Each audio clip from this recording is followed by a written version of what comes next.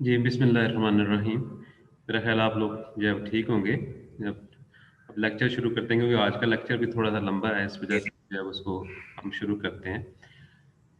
तो इसके अंदर जो हमने कल पढ़ा था इसके अंदर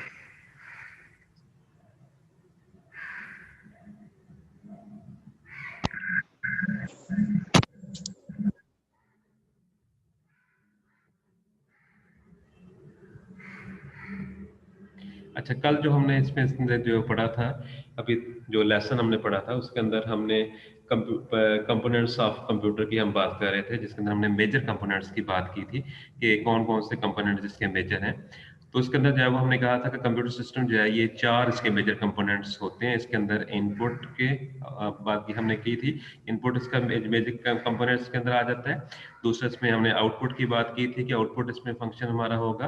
वो इसमें हम देखेंगे आउटपुट ये आगे अगला जो हमारा जो होगा, जब हार्डवेयर के पार्ट्स हम पढ़ेंगे इनपुट आउटपुट डिवाइस के बाद, फिर डिटेल के साथ इसको हम देख लेंगे इसके अंदर कौन सी चीज़ें जो है वो आएंगी इनपुट और आउटपुट के अंदर। ठीक है। उसके बाद हमने जो है वो स्टोरेज की बात की थी। तो वो स्टोरेज की जो है वो हमारे पास जो हमारी मौजूद होंगी, वो हमारे पास इंटरनल स्टोरेज और एक्सटर्नल स्टोरेज जो है उस हवाले से हमने जो है वो बात की थी। और इसकी डिटेल हम आगे जाकर जो स्टोरेज डिवाइसेस की बात करेंगे अपने सिलेबस के मुताबिक, फिर उसमें हम इसमें देखेंगे कौन कौन सी स्टोरेज डिवाइसेस जो है ये मौजूद हैं। तो ये भी आगे हमारा डिटेल के साथ आएगा। फिलहाल इसको जो है वो आपने जो है वो टच के तौर पर लेना है। तो अगर आपको ये सवाल आपको आ जाता है कि what are the main components of computer, तो इसके चार पार्ट्स को आपने बयान करना है। फिर आपको याद होगा कल हमने जो है वो इसमें जो बात कर रहे थे, हम जो हमारा जो सवाल था वो ये था कि what are the components of computer system. तो सिस्टम की हम बात कर रहे थे कि सिस्टम जो है ये क्या होता है। तो सिस्टम जो है ये बुनियादी तौर पर जो है वो क्या होगा उसके बारे में हमने कहा था। तो सिस्टम जो है बुनियादी तौर पर वो पार्ट होता है जो कि आपको नजर आ रहा होता है in the form of box. वो बॉक्स के अंदर आपको नजर आएगा और बॉक्स के अंदर क्या कुछ लगा होता है, ये चीजें हमने यहाँ पे थोड़ी सी डिस्कशन का आगाज इसमें किया था। तो इसके अलावा जो सिस्टम हमारा होगा उसके अंदर जो है वो, अब मैंने आपको बताया था कि उसके अंदर जो है वो 40 से लेकर 45 पार्ट इसके अंदर होते हैं। तो ये जो है ये सिस्टम यानी कंप्यूटर सिस्टम के कंपोनेंट हैं, ये कंप्यूटर यूनिट जो होगा उसके कंपोनेंट हैं, उनकी बात करेंगे। अब सवालों के हवाले से मैंने बताया था कि जो पहला सवाल है जो कंप्यूटर के मेजर कंपोनेंट, उस हवाले से सवाल आपको लॉन्ग आता है। जबकि जो है ये हमारा जो ये कंपोनेंट ऑफ कंप्यूटर सिस्टम जो होगा, इस हवाले से इसका सवाल जो है ये आपको लॉन्ग नहीं आएगा, लेकिन इसमें से काफी सारे 2 या 3 शॉर्ट क्वेश्चन पूछे जा सकते हैं। तो कोई भी शॉर्ट क्वेश्चन जो है वो आपको पूछा जा सकता है इस सिलसिले में। तो जो मेजर जो इम्पोर्टेंट शॉर्ट क्वेश्चन है वो मैं साथ साथ आपको बता रहा था कि इसके अंदर पहला जो सवाल कौन सा था, दूसरा कौन सा था। अभी आप उसको दोबारा से हम डिस्कस कर लेते हैं कि कौन कौन के इसके पार्ट जो थे वो हमने बताए थे। तो अभी तक जो है वो हमने जो बात की थी, हमने कहा था कि ये बेसिकली जो हमारा सीपीयू होता है, कंप्यूटर जो आपका होता है, ये बुनियादी तौर पर इसके अंदर जो पार्ट्स होंगे इसमें इनपुट है, आउटपुट है, स्टोरेज है और इसके अलावा प्रोसेसर है। तो प्रोसेसर के अंदर जो है वो हमने बताया था कि इसके 2 यूनिट होते हैं, जो 2 इसके जो है वो यूनिट होंगे प्रोसेसर के अंदर। एक आपका arithmetic and logical arithmetic portion होगा, दूसरा जो है वो लॉजिकल पोर्शन होगा। तो प्रोसेसर जो है उसके अंदर हमने कहा था ये 2 इसके पोर्शन होंगे। और अरिथमेटिक यूनिट जो है वो आमतौर पर जो है प्लस माइनस और ज़रब तकसीम जो है वो ये करता है, ये प्लस माइनस ज़रब और तकसीम। और आपका जो दूसरा पोर्शन था कंपैरिजन वाला, less than greater than equal to, less than equal to, ये सारी चीज इसमें आ जाएगी। और लॉजिकल पोर्शन के अंदर जो है वो गेट्स की हम बात नहीं की, हमने की थी। हमने कहा था कि जिसके अंदर आमतौर पर 3 गेट्स होते हैं, एंड, आर और नॉट गेट जो होते हैं। ये आपने एफएससी लेवल के ऊपर भी फिजिक्स की जब आपने क्लास पढ़ी होगी तो उसमें ये आपने शायद पढ़ा होगा। अब कंट्रोल यूनिट जो है बुनियादी तौर पर क्या था, कंट्रोलर का काम करता था, जो बुनियादी तौर पर जिसमें कंट्रोलिंग का जो है वो सारा काम इसमें आ जाता है। तो लास्ट जो हमारा हो रहा था, जो हम डिस्कस कर रहे थे आखिर कल का जो लेक्चर के अंदर, उसके अंदर हमने मेमोरी यूनिट की हम बात कर रहे थे। तो मेमोरी यूनिट जो है ये बुनियादी तौर पर जो है उसके अंदर हमने कहा था कि इंटरनल मेमोरी और एक्सटर्नल मेमोरी, 2 इसकी मेमोरीज होती हैं। तो इंटरनल मेमोरी के अंदर हमने कहा था कि 2 इसमें बुनियादी चीजें आती हैं, एक आती है रैम और दूसरी राम आती है। तो यहाँ पे रैम और राम के हवाले से हमने कहा था कि ये 2 इसके बुनियादी इसके पार्ट्स होते हैं। तो यहाँ पे 2 बुनियादी पार्ट जो होंगे वो उसमें वो पार्ट होंगे जो कि इसके अंदर आम तौर पर जो है वो आपको काम करते हुए नजर आएंगे यहाँ पे। अब देखिए रैम जो है ये बुनियादी रॉम जो पोर्शन जो है वो आपको कंप्यूटर का वो पोर्शन होता है जिसने क्या करना होता है, रीड ओनली मेमोरी या उसने कंप्यूटर को स्टार्ट फ्रॉम करना होता है, यानी कंप्यूटर को जो स्टार्ट देगा वो रॉम पोर्शन होगा, वो रीड ओनली मेमोरी पोर्शन होगा। और हर जो जो मैन्युफैक्चरर्स होता है, जो आपका जो मदरबोर्ड बनाने वाली कंपनी होगी, वो आमतौर पर क्या करेगी, उसके बारे में मदरबोर्ड के अंदर एक जो चिप डाल देती है जो कि ये बताती है कि हमारा मदरबोर्ड कैसे काम करेगा। मदरबोर्ड कैसे काम करेगा वो जो है राम चिप के अंदर सारी इंफॉर्मेशन जो है मौजूद होती है। इसको आम तौर पर हम बायोस भी कहते हैं, बेसिक इनपुट आउटपुट सिस्टम। तो ये जो है ये हमारा कंप्यूटर कैसे स्टार्ट होगा, ये सारी चीजें इसके अंदर राम के अंदर आ जाती हैं। नेक्स्ट जो था इसके अंदर हमने कहा था कि जो ये जो मैं स्क्रीन पे आपको ये चीज शेयर कर रहा हूँ, ये आपको रैम जो राम पोर्शन है, ये आपका जो सीपीयू है उसका ये इंटरनल पार्ट आपको नजर आ रहा है। इसको अगर आप डिटेल के देखेंगे तो यहाँ पे उसके ऊपर एक लोहे की पट्टी लगी होती है, उसके ऊपर उसको उतारेंगे तो नीचे आपको इस तरह की चीजें आपको नजर आएंगी। और ये जो आपको बाएं तरफ आपको ये चीज नजर आ रही है, इसके अंदर जो है ये आपको उसके पोर्शन नजर आ रहे हैं, अरिथमेटिक पोर्शन और कंट्रोल यूनिट इसके अंदर जो आपको नजर आएगा, अरिथमेटिक एंड लॉजिकल यूनिट जो आपको नजर आ रहा है, और उसके साथ आपको कंट्रोल यूनिट नजर आ रहा है। और ये किस तरीके से काम करेगा, इसको अगर आप इनलार्ज करके देखेंगे तो आपको फिर ये अंदाजा हो जाएगा कि इसके अंदर डाटा आपका किस तरीके से ट्रांसफर हो रहा है। पर ये इस लेवल के ऊपर जाने की अभी आपको जरूरत नहीं है, ये फिगर सिर्फ जो मैंने आपको समझाने के लिए बनाई हुई है। ये दूसरे नंबर पे अगर आप है तो ये बेसिक उसके पार्ट्स आपको नजर आ रहे हैं, ये प्रोसेसर के वो आपको नजर आएंगे। और तीसरे हिस्से के अंदर ये जो है जो आपको ये चीज नजर आ रही है, ये रजिस्टर है।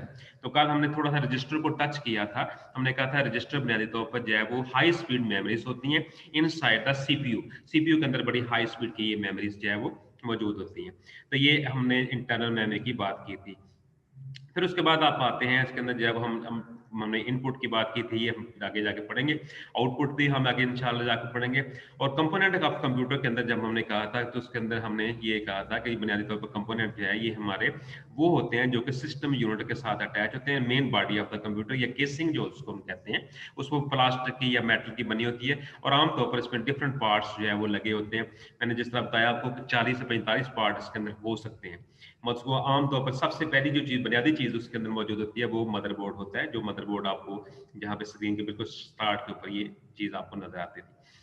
फिर हमने यहाँ पे बताया था आपको बुनियादी तौर पर यहाँ पे सिस्टम कंप्यूटर जो आपका प्रोसेसर है, सेंट्रल प्रोसेसिंग यूनिट जो है, ये उसको हम आमतौर पर ब्रेन ऑफ द कंप्यूटर कहते हैं। और जो है ये परफॉर्म जो है operation on the data according to the instruction, और इंस्ट्रक्शन के मुताबिक डाटा के ऊपर ये ऑपरेशन जो है ये करता है, जिसको आमतौर पर कंप्यूटर की जुबान में हम माइक्रो प्रोसेसर कहते हैं। और ये चीज जो है सिंगल चिप की शक्ल में होती है जो कि आमतौर पर मदरबोर्ड के ऊपर जो है लगी होती है। ये सिंगल चिप जो होती है इसको जो है वो आमतौर पर हम जो है वो मदरबोर्ड के साथ जोड़ेंगे इसको, या इसको इसका तलक जो है बाकी डिवाइसेस के साथ भी होगा। इसके साथ बस कनेक्टर के साथ, ये आगे जाकर हम पढ़ेंगे बसेस जो है वो कौन कौन सी होती हैं। ये इसमें इस चैप्टर के इसी टॉपिक का ये हिस्सा है कि बसेस जो है वो कौन सी होती हैं।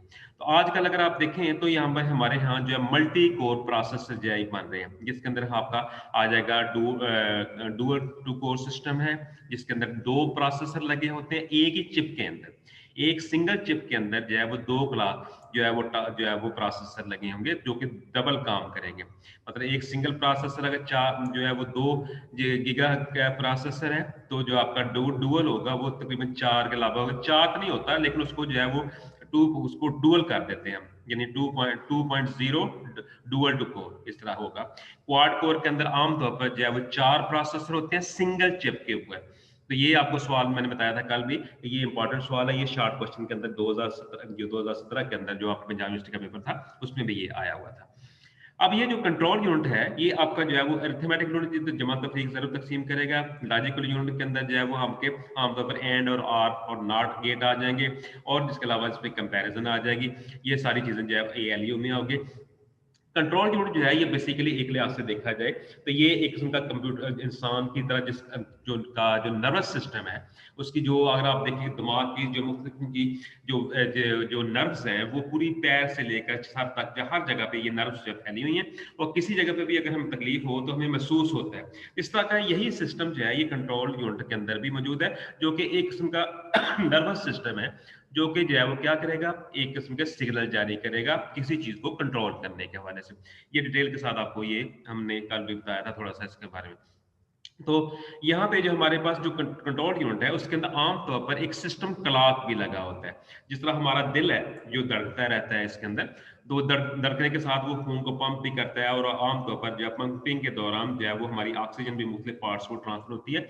इसी तरीके से कंप्यूटर के अंदर जो एक सिस्टम क्लॉक लगा होता है, और सिस्टम क्लॉक का काम क्या होता है, इसका यही काम है जिस तरह एक इंसान का दिल होता है, यानी ये किस्म का जो है वो हार्ट ऑफ द कंप्यूटर कह लें, ये जो सिस्टम क्लॉक है।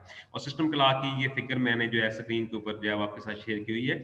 ये आमतौर पर मदरबोर्ड के ऊपर ही एक छोटा सा जो है वो एक पोर्शन होता है जो कि आपको नजर आएगा। इधर भी अगर आप देखें तो इसने यहाँ पे कहा है कि द प्रोसेसर जो है relies on the system clock wards crystal circuit और द सिस्टम क्लॉक, और ये जो है वो आमतौर पर टाइमिंग या speed of the all the computer operation को ये कंट्रोल करेगा ये इसमें।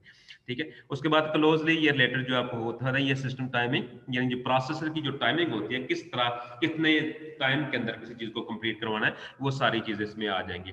तो आमतौर पर हमारा जो प्रोसेसर होता है उसको क्लॉक टिक्स जारी करता है। टिक्स को हम क्या कहते हैं, पल्स कहते हैं। तो ये पल्स जो है वो जारी करेगा जस्ट लाइक आवर हार्ट, जिस तरह हमारा दिल होता है उस तरह ये।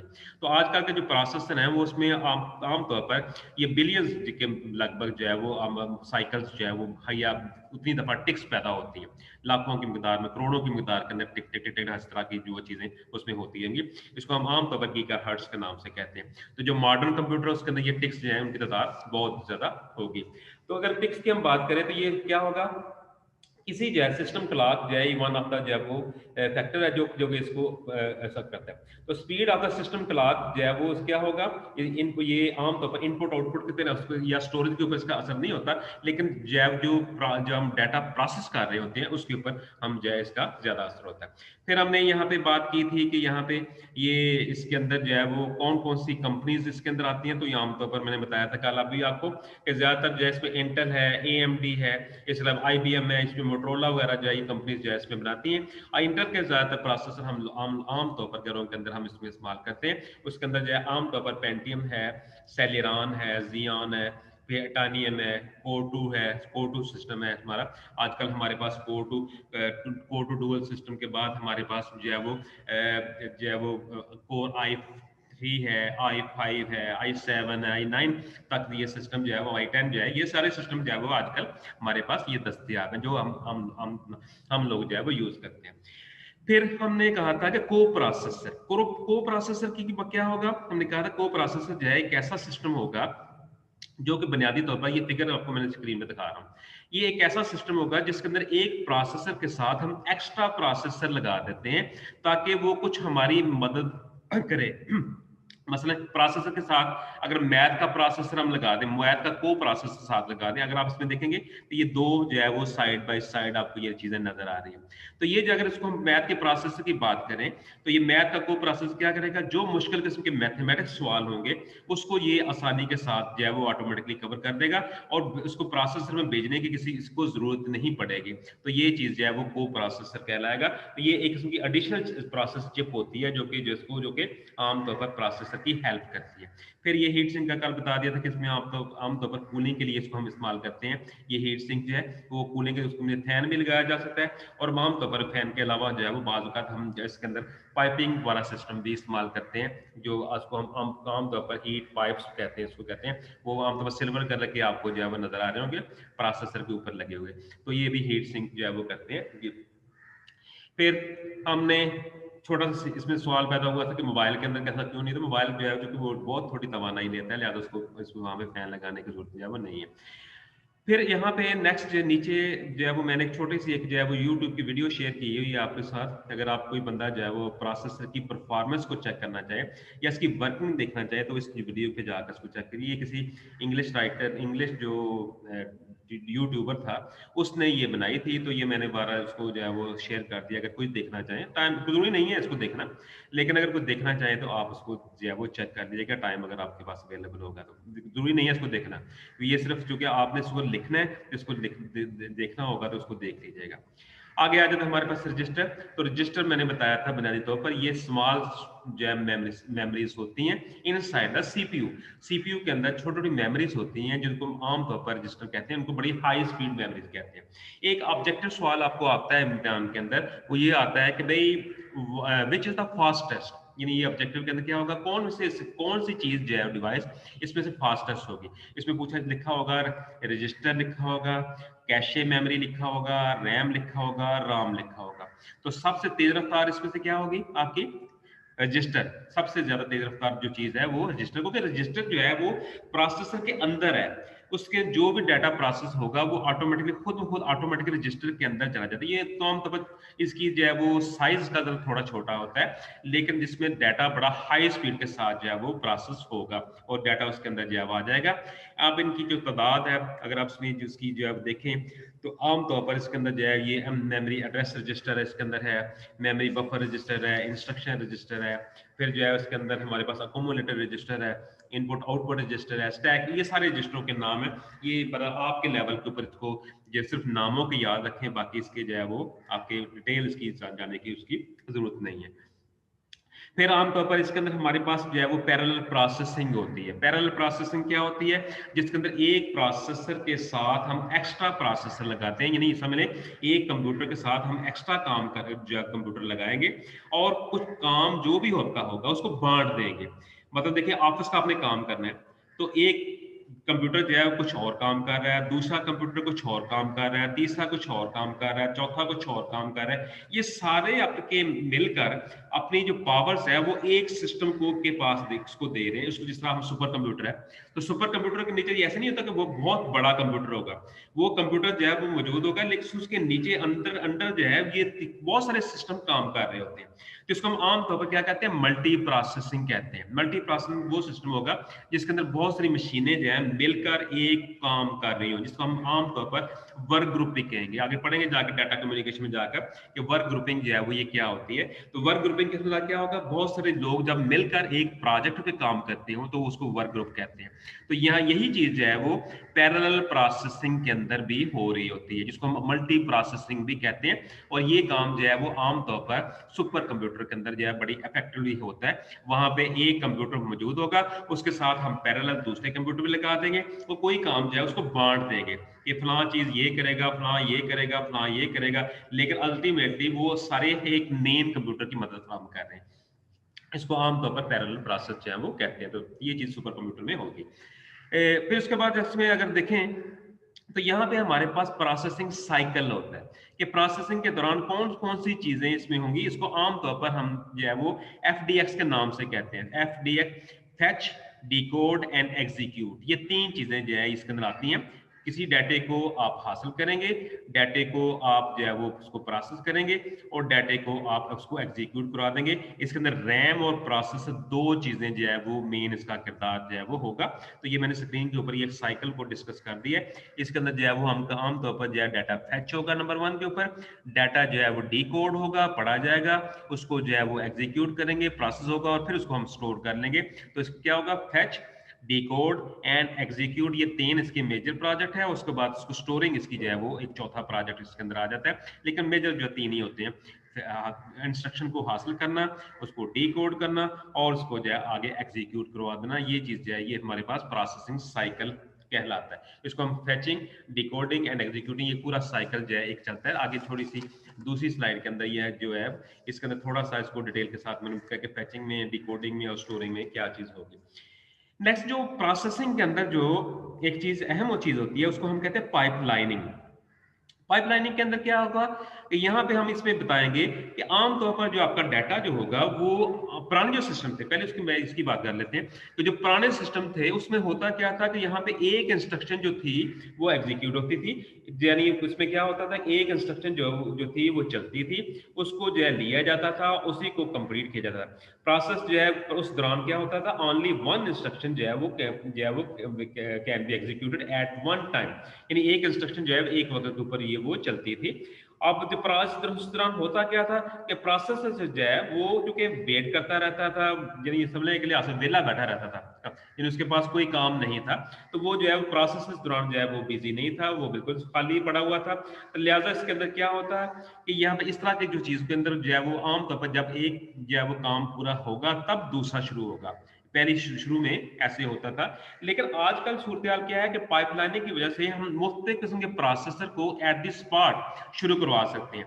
मतलब एक काम आपका शुरू हुआ, उस दौरान जो है वो दूसरा काम भी स्टार्ट वाला आ गया, मतलब स्टेप बाय स्टेप हो रहा है, एक स्टेप आगे चले गए, दूसरा स्टेप पीछे चले आगे चले गए, फिर चले गए। तो उस दौरान जो पीछे से जो चीजें हैं वो लाइनों की शक्ल में आगे आ रही है, यानी स्टेप बाय स्टेप आगे प्रोसेस जो है वो चलता जा रहा है। इस तरह क्या होगा, जब पहली इंस्ट्रक्शन पूरी होगी तो दूसरी इंस्ट्रक्शन बिल्कुल तैयार होगी, तीसरी भी तैयार होगी, चौथी भी तैयार होगी। इस तरह वो चीजें जो है वो एक लाइन की शक्ल में आ जाएंगी। इसको हम कहते हैं पाइपलाइनिंग। तो पाइपलाइनिंग जो है ये वो प्रोसेस होगा जिसके अंदर क्या होगा कि बड़े जो है वो प्रोसेसर जो है वो पाइपलाइनिंग के अंदर पड़े हुए डाटा को बड़ी आसानी के साथ जो है वो एग्जीक्यूट करवा देगा और उसको वेट नहीं करना पड़ेगा इसको सिलसिले में।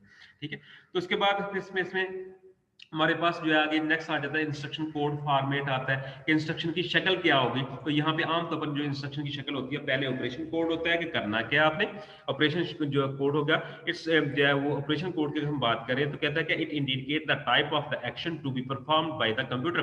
जो है वो जिसमें एक्शन कंप्यूटर ने कौन सा काम करना है, जिसमें एडिशन हो सकती है, जब मल्टीप्लिकेशन है, सब्सट्रैक्शन है या डिवीजन हो सकती है। और आमतौर पर ये तकरीबन 4 बिट का ये डाटा जो है वो इसको ये जगह लेता है। और आगे एड्रेस ऑपरेशन इसमें क्या होगा, डाटा होगा सारा, जिस डाटे के ऊपर हमने जमा तफरीक जरूर तकसीम करवानी है वो एड्रेस ऑफ द ऑपरेंड कहलाता है। ये चीज उसकी जो शो करती है।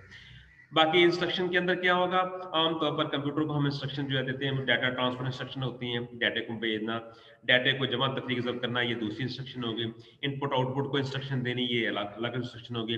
डाटा रैप, इसके अलावा इसमें जो है कंट्रोल जो है किस तरह एक यूनिट से दूसरी यूनिट तक ट्रांसफर होगा, ये सारा कंट्रोल यूनिट आसानी के साथ कर रहा होता है इसके अंदर।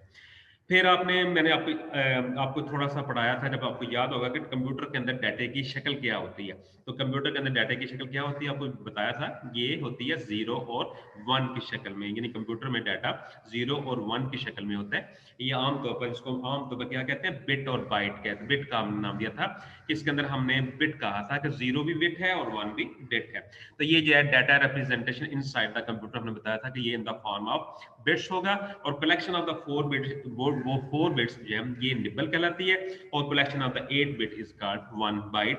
और 1 बाइट जो है ये बेसिकली स्टैंडर्ड यूनिट है। और उसके बाद आगे 1024 बाइट्स हो तो 1 किलोबाइट, फिर 1024 किलोबाइट हो तो एक जो है वो मेगाबाइट, फिर 1024 मेगाबाइट हो तो 1 गीगाबाइट। ये पूरी इकाइयां हैं जो कि आगे हमने शुरू में डिस्कस की थी। इसको ज्यादा हमने ये बताया कि कंप्यूटर के अंदर डाटा जो है वो उसकी शक्ल क्या होगी, 0 और 1 की शक्ल में होगी। और ये जो है आमतौर पर मुख्तलिफ किस्म के इसके लिए हम कोडिंग स्कीम्स यूज करते हैं। कोडिंग स्कीम जो यूज करेंगे वो इसके अंदर वो मौजूद होगी। इसके अंदर जो मुख्तलिफ किस्म की कोडिंग स्कीम जो है वो हम यूज करते थे, वो थी BCD कोडिंग स्कीम थी, EBC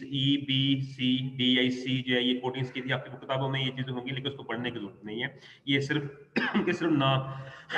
नाम याद रखें कि ये कोडिंग स्कीम जो थी उनके तहत हम डाटे को जो भी डाटा होगा, चाहे आवाज हो चाहे वो लिखी हुई चीज हो, उसको वो 0 और 1 की शक्ल में कन्वर्ट जो है वो करेगा। तो ये सारी चीजों के सिर्फ नाम आप याद रखें।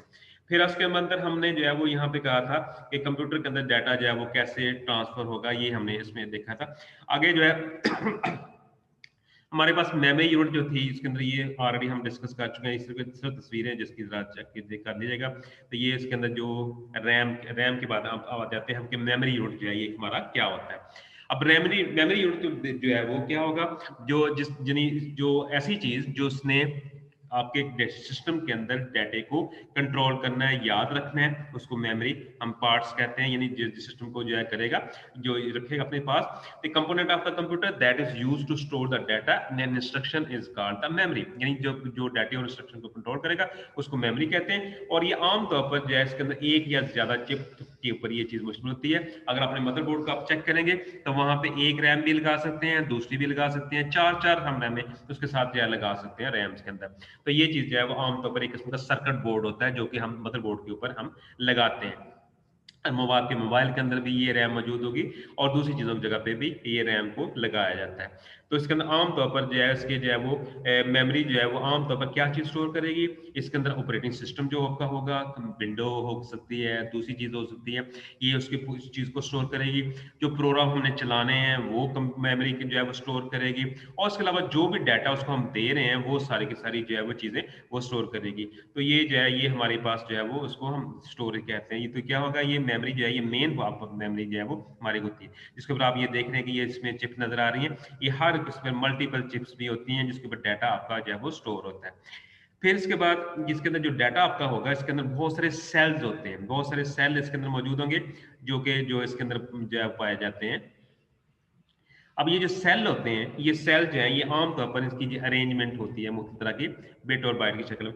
अब इसमें क्या कहा, ये जो है वो कंप्यूटर जो है वो memory consist of thousand of even the millions of cell. और ये सेल जो है ये एक सेल जो होता है वो उसको जीरो भी कह सकते हैं और वन भी कह सकते हैं। तो लाखों करोड़ों मिकदार के अंदर ये यहाँ पे सेल जो मौजूद होंगे, इनको आमतौर पर हमने लॉजिकली तौर पर अरेंज किया गया होता है बाइट्स की शक्ल में। और अब इसमें जो है वो इनके जो भी डाटा आपका होगा उसको हम स्टोर करेंगे जो है वो जीरो और वन की शक्ल में। ठीक है, तो हर जो आपका सेल होगा उसका एक एड्रेस होगा। इसको हम आम तौर पर जो है वो कहते हैं जी memory address, addressing memory bytes की शक्ल में उसको स्टोर करेंगे। यानी जो जितने भी बिट्स होंगी 10 बिट होगा उसको हम जो है वो पैटर्न के तहत से सेव करेंगे और हर पैटर्न का एक एड्रेस होगा। तो जो आपकी रैम होती है उसको हासिल करती है, रैम को डाटे को हासिल करती है किसके तहत, एड्रेसिंग स्कीम के तहत। एड्रेसिंग स्कीम के तहत वो उसने जो है वो उसने हासिल करना है, उसको आमतौर पर जो है वो मेमोरी एसेस जो है वो एड्रेसिंग स्कीम कहते हैं। और एड्रेसिंग स्कीम उसको कहते हैं। अब इसके अंदर जो है वो आम तौर पर इसका असेसिंग साइज होता है, मेमोरी का जो एड्रेस साइज होता है उसकी टाइमिंग होती है कि कितने टाइम के अंदर आपका डाटा जो है वो हासिल किया जा रहा है। इसको जो है उसको मेमोरी असेस टाइम कहते हैं। मतलब आपने कोई किसी चीज को ओपन करना था तो वो कितना टाइम ले रही है उसको खोलने के लिए, तो उसको आमतौर पर मेमोरी असेस टाइम इसको कहते हैं।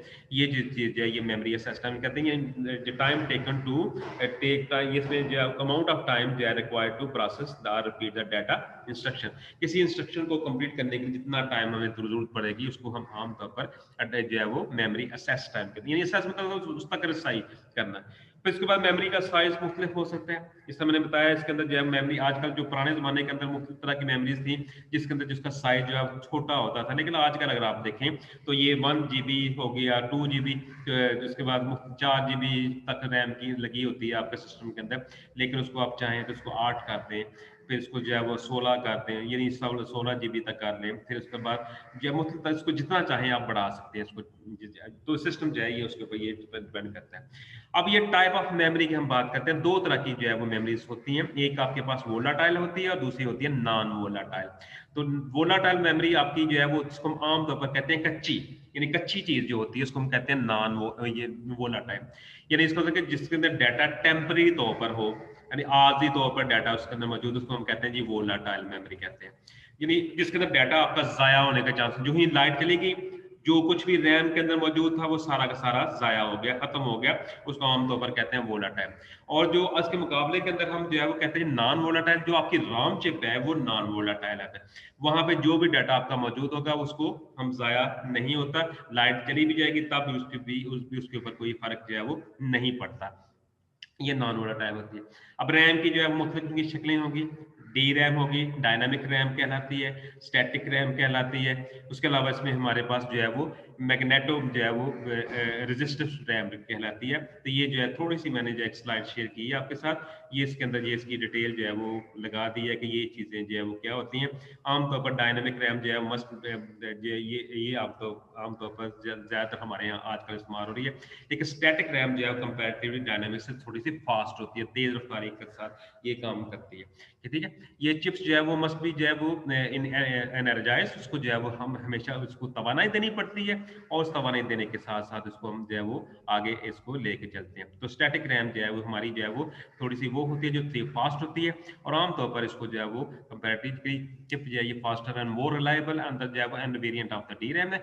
दीज चिप्स जो है वो do not have to be जो है वो energize as often as the DRAM, it must more expensive, ज्यादा थोड़ी सी महंगी होती है। आगे जो है स्टोर डाटा जो है वो यूजिंग द मैग्नेटिक चार्जेस जो है ये डाटा को स्टोर करती है। फिर इसके बाद आप आ जाते हैं इसके अंदर, ये दो तरह की होती हैं, सिम टाइप की होती हैं और डिम टाइप की होती हैं। ये जो है रैम को अगर आप देखेंगे उसके ऊपर कट से हमें अंदाजा हो जाता है कि ये सिम है और ये डिम है, ये ड्रिल के साथ जो है वो हम देखा जा सकता है इसको। फिर इसके बाद रीड ओनली मेमोरी है, ये जो है वो मेमोरी को जो है वो उसको जो हम रीड करेंगे पढ़ेंगे उसके लिए जो डिवाइसेस होंगी वो हमारे पास है। तो ये ये भी शॉर्ट क्वेश्चन की शक्ल में आपको ये पूछा जाएगा, what is the difference RAM and ROM, RAM दोनों के दरमियान फर्क क्या होगा, और इसमें प्रोग्राम ये ई प्रोग्राम और ई प्रोग्राम जो है ये हमारे रैम और जो रोम की जो शक्लें हैं। Programmable read on programmable programmable read only memory, और इरेजेबल प्रोग्राम रीडेबल मेमोरी, ये जिसको हम मिटा सकते हैं उसके ऊपर मर्जी के साथ कुछ जो है वो लिख सकते हैं, ये चीज जो है इरेजेबल होगी। और जो है वो इलेक्ट्रॉनिकली जब उसको हम अरेज करते हैं जो है वो जो उसको आमतौर पर ये जो है वो ई के नाम से उसको मुखातिब करेंगे इसको। फिर आप उसमें देखें कैशे मेमोरी आ जाती है, जो रैम और प्रोसेसर के दरमियान लगी होगी उसको हम आमतौर पर कैशे मेमोरी कहते हैं। तो कैशे मेमोरी का काम होता है वो कोई काम जब जल्दी से करवाना हो तो उसको प्रोसेसर के ऊपर भेजने की शायद जरूरत नहीं पड़ेगी, तो उसके अंदर ऐसे प्रोसेस चीज को इसके लिए जो है वो आमतौर पर जो है वो हमारी पास जो है वो प्रोसेस, मैं बाद में देखता हूँ इसको जरा थोड़ा सा खत्म करने दें, इसको बाद में फिर आपसे आपके सवाल लेते हैं, ठीक है, जरा काइंडली जरा इसको वेट कर लें, इसको ये क्योंकि आज भी ये रह जाएगा, फिर जो है इसको कंप्लीट करना मुश्किल हो जाएगा। अच्छा, अब इसके बाद इसमें देखें हमारे पास जो मेमोरी इसकी मैंने बताया कि ये कैशे मेमोरी होगी, ये प्रोसेसर और रैम के दरमियान लगी होती है, जिसका काम क्या होगा कि प्रोसेसर और रैम जो है वो हमारी जो है वो हेल्प करेगी इसके जो है वो किसी काम को करने के लिए। तो ये जो है क्या होगा, मोस्ट आज का कंप्यूटर जो है वो हमारे पास वो है जिसके अंदर जो जो कि आमतौर पर इसकी परफॉर्मेंस को उसकी टाइमिंग को इंक्रीज करने के लिए इसको इस्तेमाल करते हैं। तो ये अगर देखा जाए L1 L2 और L3 नाम की ये कैशे जो है ये हमारे पास ये मौजूद होती है, ठीक है। ये मेमोरी की जो है वो ये फिक्र मैंने बता दी है, ये आपको आमतौर पर ये कैशे के नाम से करेंगे। फ्लैश मेमोरी जो है इसके अंदर होती है, जो flash memory is a type of non volatile memory होगी, जो कि क्या होगी जिसको हम मिटा भी सकते हैं, उसको भी लिखा भी जा सकता है। फिर इसमें अगर आप देखें तो सी मास जो है इसमें आपको नजर आएगा, सी मास क्या होगा, ये एक बैटरी होती है जो सेल होता है उसके अंदर डालते हैं, ये आमतौर पर इसको जो है वो जो है मैग्नेटिक ये मेटल ऑक्साइड की जो सेमीकंडक्टर जो है रैम चिप होती है जिसके अंदर हम सारा इस तरह का काम करेंगे। ये हाई स्पीड जो है ये मेमोरी होती है जो जो कि आमतौर पर जिसमें यूजर की मुख्तलिफ की चीज़ों को, पासवर्ड को या दूसरी चीज़ों को ये चीज़ जो है वो स्टोर करती है, डेट कर लें कंप्यूटर की, ये मौजूद होगी। फिर इसमें आप देखें ये हमारे पास स्लॉट्स होती हैं, डिफरेंट तरह की स्लॉट्स हैं जिसके साथ मुख्य किस्म की चीज़ें केबल लगेंगे, कनेक्टर लगेंगे, पोर्ट्स लगेंगे, इन सबको जो है वो अगर हम चाहें तो ये यूज़ कर सकते हैं। ये पोर्ट्स और कनेक्शन जो है इसमें नजर आएंगे, ये सारे पोर्ट्स कहलाते हैं जितने भी, तो जिनके साथ हमने कंप्यूटर के साथ मुख्तलिफ चीज़ें जोड़नी होगी, ये सारी चीज़ें वो कहलाएंगी। पार्ट्स ऑफ कनेक्टर्स हैं, यूएसबी कनेक्टर्स हैं, दूसरी जा जाएंगी बैक और फ्रंट के ऊपर आपको ये चीज़ें नजर आएंगी, ये सिस्टम के यूनिट के ये हिस्से हैं। तो इसमें बाद मुख्तलिफ की पोर्ट्स हैं, सीरियल पोर्ट है, पैरेलल पोर्ट है, यूएसबी पोर्ट्स आपको ये नजर आएगी।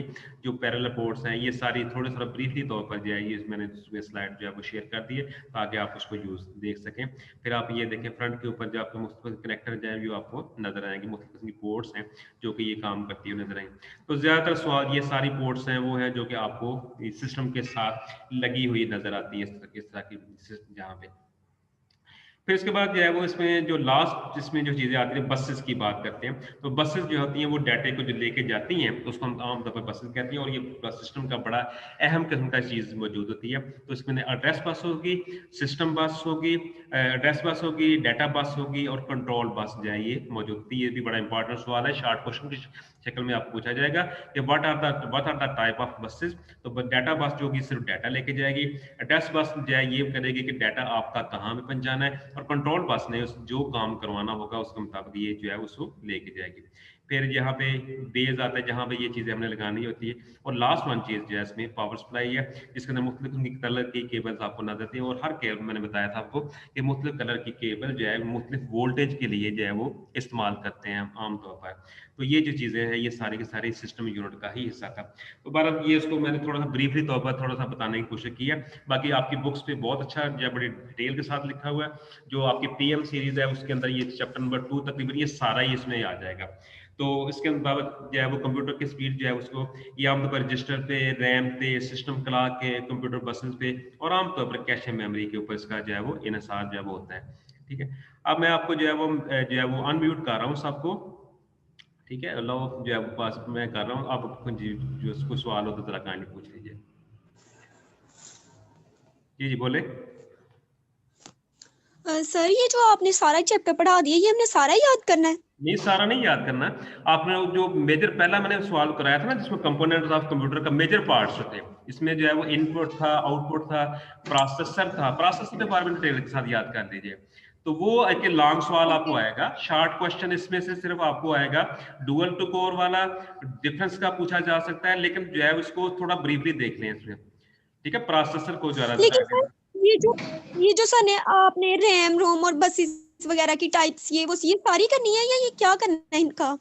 रैम और राम का डिफरेंस बता दें उसके अंदर, और रैम के अंदर जो प्रोग्राम और ई प्रोग्राम है वो जो है वो सवाल आपको शॉर्ट क्वेश्चन की शक्ल में आ जाता है, यानी काइंड ऑफ रैम और काइंड ऑफ राम।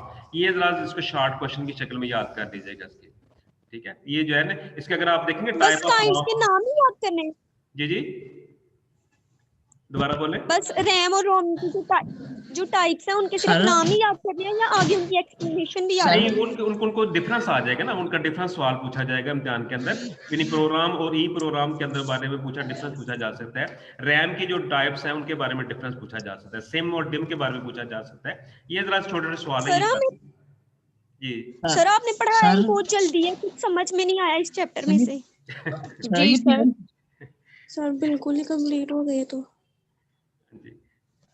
सर ये पीएम सीरीज की किताब से पढ़ाया जा रहा है। सर आईटी सीरीज वाली बुक पे तो मैंने सारा जनरल आपको पढ़ाया है, ये जो थर्ड में मैंने स्लाइडें भी शेयर की हैं। तो ये जो है ये पूरा चैप्टर जो है तकरीबन यही पूरा चैप्टर यही चीज है सारी जितनी भी है। पीएम सीरीज के अलावा जो है वो आईटी सीरीज में भी यही चीज है इसमें। तो सर ये दिन में से सारा चैप्टर कैसे लर्न करेंगे? सर आपने बहुत ज्यादा पढ़ाया और हमें समझ कुछ नहीं आई। चलो मैंने सर आईटी सीरीज वाली बुक में ये थर्ड चैप्टर है फुल। हाँ जी जी ऐसे ही है। और जो है वो ये जो आपके पीएम तो सर ये आपने बहुत जल्दी पढ़ाया और कुछ चीजें मतलब एक्सप्लेन की हैं, कुछ तो आपने एक्सप्लेन भी नहीं की। तो हम जब कंसेप्ट ही नहीं होगा तो फिर रट्टा ही लगाना। तो सर रट्टा पूरी चैप्टर को कैसे एक दिन में लगाएं? एक दिन में नहीं सर। ये अब जो है वो अगर एक एक चीज को हम लगे रहेंगे तो फिर तो ये टॉपिक कभी भी खत्म नहीं ना होगा। ये इसमें तो देखे ना एक एक चीज के अंदर जो है वो पूरी जो है वो डिटेल है ना बहुत ज्यादा। तो जो सिर्फ याद आपने करनी है वो सिर्फ आपने जो चीजें याद करनी है मैं बता रहा हूँ। रजिस्टर की डेफिनेशन याद करनी है आपने। चलो मैं ऐसे कह दूंगा उसको मुझे ना मैं बना के ना टॉपिक जो आपने याद करने होंगे मैं शेयर आपके साथ कर दूंगा, ऐसे करूंगा। ठीक है, जो इम्पोर्टेंट सवाल है जी सर वो जो हमने याद करने हैं ना हाँ वो चलो मैं वो आप बता दें। जी हम वो इस कर दूंगा, वो शेयर मार्क कर लेते हैं, हम सिर्फ वही लर्न करें। जी जी जैसे ही जी आप कर सर ये भी बता दिया करेंगे कि शॉर्ट आंसर कौन से हैं और लॉन्ग क्वेश्चन कौन से हैं। मैं बता रहा हूँ ना आपको, मैंने बताया था कि पिछला जो सवाल आपका कंपोनेंट्स ऑफ कंप्यूटर वो लॉन्ग सवाल आपको आएगा। यहाँ इस चैप्टर में से ये जो हमने चीजें पढ़ी हैं सिस्टम यूनिट की यहाँ से शॉर्ट क्वेश्चन आपको आएंगे, और जो शॉर्ट क्वेश्चन आएंगे मैं उसकी लिस्ट आपको सेंड कर दूंगा। ठीक है ऐसे। Okay okay sir okay. ये दूसरा चैप्टर पढ़ाया जा रहा है पीएम सीरीज का। हमने सिर्फ वही चीजें लर्न करनी है ना फिर? हाँ थोड़ी करनी है, यानी इस चैप्टर ये जो चैप्टर आप पढ़ रहे हैं इसमें शॉर्ट क्वेश्चन ही आपको आएंगे। लॉन्ग सवाल आपको आएगा कंपोनेंट्स ऑफ कंप्यूटर का, जो आपको जो ALU के बारे में CU के बारे में पूछा जाएगा इसके अंदर। ओके सर आप जो टॉपिक पढ़ाते हैं सिर्फ हम वही याद कर पढ़ाया जा रहा है टॉपिक। हाँ जी जो आपको मैं चलो शेयर में कर दूंगा ना, उसको आप शेयर कर दूंगा, वो वही आप याद कर दीजिएगा। ठीक है वो कर लेंगे। सर इस चैप्टर में जो भी शॉर्ट क्वेश्चन आप सारे हमें बता दें, हम इस चैप्टर में से ढूंढ के वही लर्न कर लेंगे। जी ऐसे करेंगे। जी ठीक है ओके सर। सर रजिस्टर के बारे में दोबारा एक दफा बता दें। किसके बारे में? रजिस्टर रजिस्टर के बारे में, रजिस्टर जो होते हैं ये आमतौर पर ये सीपीयू के अंदर बड़ी हाई स्पीड मेमोरीज होती हैं। रजिस्टर जो है ये प्रोसेसर के अंदर जो है बड़ी हाई स्पीड मेमोरी लोकेशंस होती हैं, जहां पे जो भी डाटा आपका प्रोसेस होगा उसको हम रजिस्टर में सेव कर लेते हैं। तो रजिस्टर का साइज अमूमन छोटा होता है, इसका साइज